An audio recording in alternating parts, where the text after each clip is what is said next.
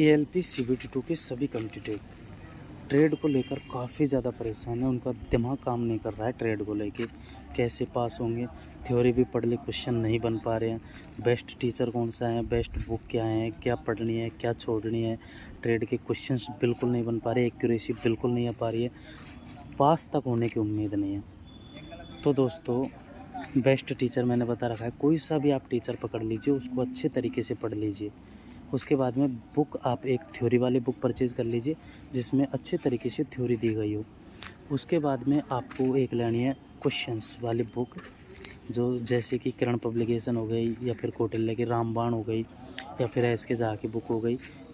तो उन बुकों से आपको फ़ायदा ये होगा, मैक्सिमम आप क्वेश्चन लगाने की कोशिश कीजिए, क्योंकि ट्रेड में स्टूडेंट हमेशा वहाँ पे फंसते हैं, क्योंकि ट्रेड के क्वेश्चंस कभी सॉल्व किए हुए नहीं होते हैं। जैसे अगर आपने आईटीआई डिप्लोमा वगैरह किया होगा, तो कहीं ना कहीं वहीं पे आपने इन क्वेश्चनों का सामना किया होगा, उसके बाद में कहीं काम ना पड़ा।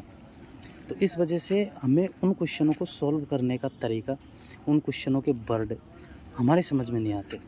उन क्वेश्चनों को हमेशा जैसे सॉल्व करने लगते हैं, तो कहीं ना कहीं क्वेश्चन इस प्रकार से हमें घुमा देता है, हमें लगता है कि यार पता नहीं इस क्वेश्चन का आंसर नहीं आता, फिर उसका मतलब गैस करके हम लगा देते हैं।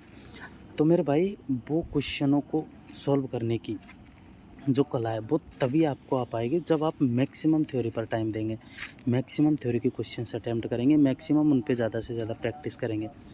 तब जाके आप उन क्वेश्चनों पे अच्छे तरीके से अपनी एक्यूरेसी ला सकते हैं। और एक्यूरेसी लाने के लिए बस मेरा कहने का मतलब यही है, ज़्यादा से ज़्यादा थ्योरी के क्वेश्चंस अटेम्प्ट कीजिए, अच्छे तरीके से थ्योरी को पढ़िए, बारीकी से पढ़िए, एक एक चैप्टर को अच्छे तरीके से कवर कीजिए। फिर उसके बाद में क्वेश्चंस लगाने की कोशिश कीजिए। क्वेश्चन नहीं बन पा रहे हैं तो जो क्वेश्चंस हैं उनको रट लीजिए, उनको याद कर लीजिए। लेकिन जो जैसे चैप्टर है कोई सा भी है, तो उस चैप्टर को पहले पढ़ा, क्वेश्चंस लगाए, क्वेश्चंस जो बन पा रहे हैं अच्छी बात है, नहीं बन पा रहे तो उनमें देखिए क्या आप मिस्टेक हैं, क्या आपके क्वेश्चन समझ में नहीं आ रहा है। ये सारी चीज़ों का एनालिसिस कीजिए। उसके बाद में फिर उस चैप्टर से अगले चैप्टर पे बढ़िए, क्योंकि अभी आपके पास टाइम है। आप सोचो, मेरे पास तो बिल्कुल टाइम नहीं था, 1 महीने का टाइम था, और 1 महीने पहले ही मैंने पढ़ाई स्टार्ट की थी। तो सोचो मैंने ट्रेड को किस लेवल से और किस हिसाब से पढ़ा होगा। मैं मैक्सिमम टाइम ट्रेड पे देता था, मैक्सिमम। मतलब अगर मैं 12 घंटे पढ़ रहा हूँ तो मैं कम से कम 8-9 घंटे ट्रेड को देता था। बाकी 1 घंटे मैथ रीजनिंग, मॉक टेस्ट वगैरह भी देता था। बेसिक साइंस को आधा 1 घंटे पढ़ता था बस, क्योंकि ट्रेड में और मॉक टेस्ट में पर डे लगाता हूँ भाई मॉक टेस्ट।